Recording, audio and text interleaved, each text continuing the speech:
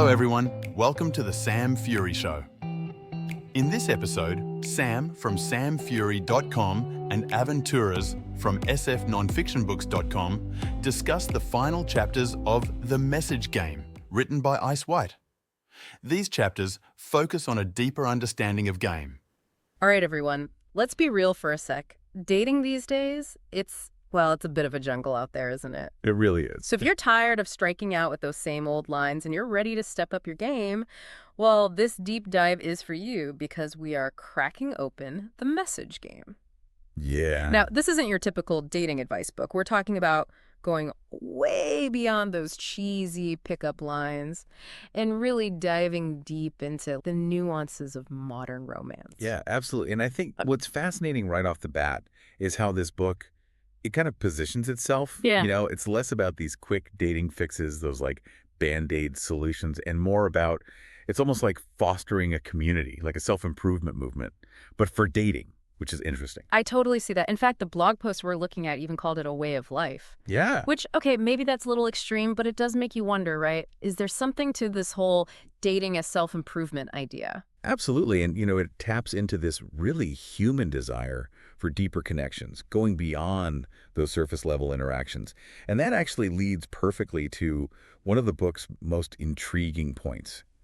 Don't get too caught up in playing the game. It's kind of ironic, right? It is. A book called The Message Game telling you to ditch the game. So how do we make sense of that? Yeah, well, it's about finding that sweet spot, right? That balance between strategy and authenticity.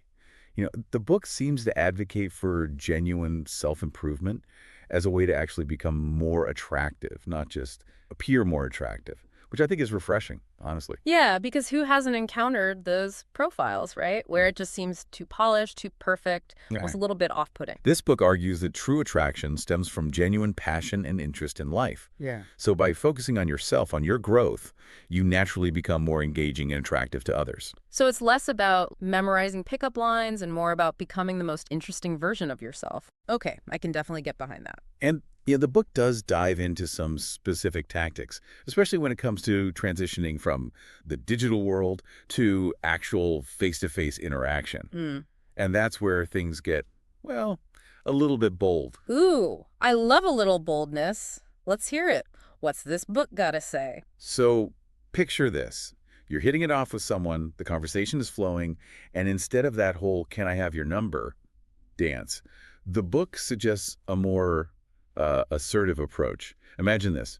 You suggest they take out their phone. Oh, okay. So you can add yourself on social media or quickly send a message with your contact info. Whoa, okay, so it's like a power move, but disguised as convenience. Exactly. I can see how that could be really effective because you're kind of taking charge of the situation, but you're not being aggressive about it. Exactly. It subtly shifts that dynamic, right?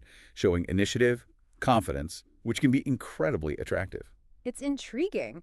Okay, but let's talk about something that I think a lot of people listening can relate to that causes confusion and maybe a little bit of heartache. The dreaded friend zone.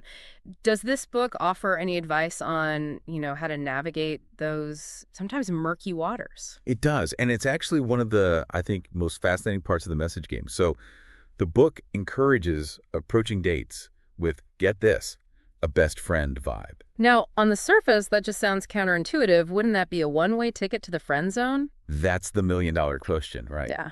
And the book does acknowledge that potential pitfall. The idea isn't to be their best friend, but to cultivate that same level of comfort, that ease on a date. Okay, so I see where they're going with this, but how do you walk that line? How do you balance, playful banter with making your romantic intentions clear? Yeah, that's where it gets really interesting because, to be honest, the book doesn't offer some kind of foolproof formula. But the idea, the core idea, is that by approaching a date with that best friend energy, you can actually create a more relaxed and genuine connection because you're lowering the pressure. However, and this is key, it's crucial to balance that with clear signals of romantic interest, which thankfully the book does dive into a bit later on. So it's all about finding that sweet spot, right, between playful camaraderie and flirtation. That sounds like a bit of a dance, but I'm definitely intrigued to hear more about how they suggest we actually pull this off. As are we all.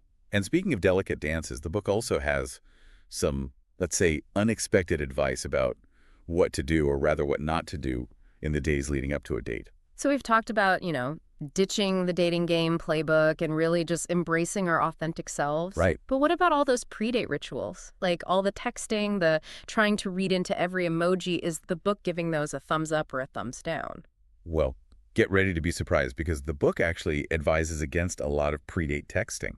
It advocates for, as it calls it, pre-date minimalism. Wait, really? That seems so counterintuitive, though. Isn't texting the way you build anticipation before the actual date? Yeah, that's what we've always been told, right? But this book is kind of flipping the script. It suggests that all that texting before you've even met can actually backfire. Oh, interesting.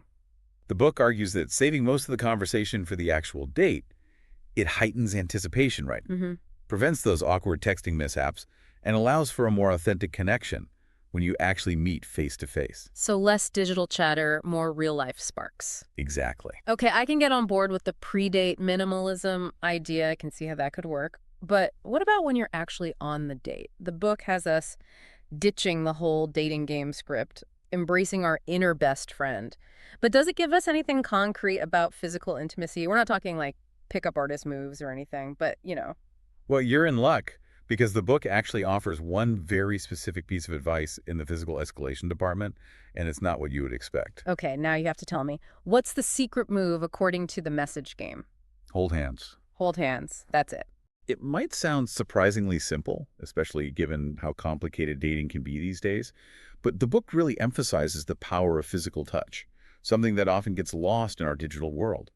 So holding hands is presented as a way to test the waters, gauge comfort levels, establish a connection without coming on too strong. So it's like, in a way, with all this swipe right culture, a good old-fashioned handhold is almost revolutionary. It's a way of showing you want to connect on more than a superficial level. But obviously, consent is key here. 100%.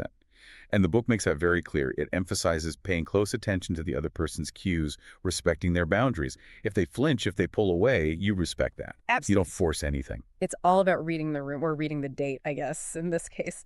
So, okay, we've got the friend zone reframe, the pre-date minimalism, the importance of a good handhold.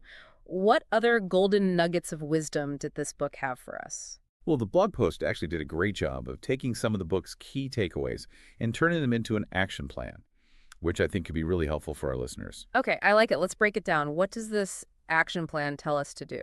So it starts with the foundation, which is optimizing your online dating profile. We're talking high-quality photos that showcase your personality and a bio that highlights your interests, what you're looking for. Right, because first impressions matter even in the digital world, right? Exactly. And next is cultivating what the book calls an abundance mindset, which is essentially reframing your perspective to believe that there are plenty of fish in the sea. Easier said than done after a bad date, but I get the principle. It's about quality over quantity, not getting hung up on one person. Exactly. And speaking of quality, the action plan emphasizes being more discerning with your swiping, only swiping right on profiles that genuinely pique your interest. Again, being intentional with your time and energy. So no more swiping right on everyone in a 10-mile radius just to see who matches back. That's exactly. I like it. What else does this action plan recommend? Well, along with those tips, the action plan also reminds us about some of the key points we've already touched on today. So, ditching those cheesy pickup lines, embracing the power of a good handhold, channeling our inner best friend on dates. Exactly. It all comes back to authenticity, approaching dating from a place of genuine connection.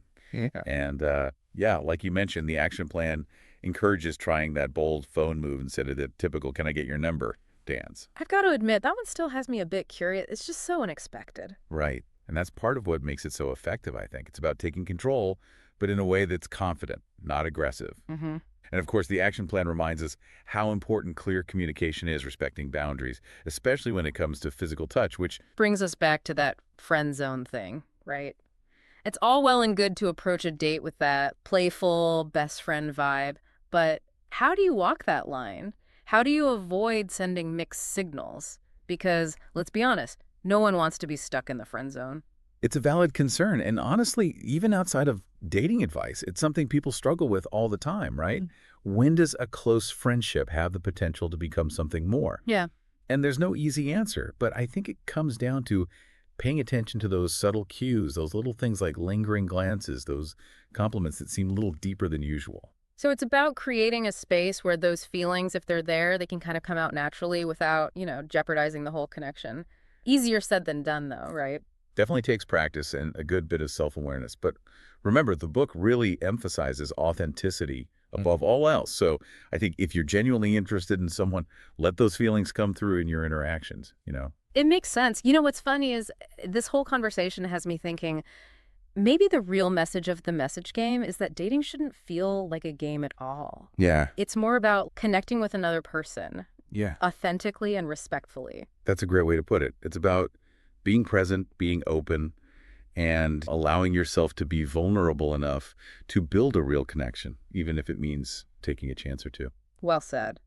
Well, folks, that's about all the time we have for today's deep dive into the message game. Yeah. Hopefully you walked away with some new ideas about dating in the digital age, or at the very least, a newfound appreciation for the power of holding hands. That's right. Just remember, authenticity is key, boundaries are crucial, and a little boldness can go a long way. Words to live by. Until next time, everyone, happy dating.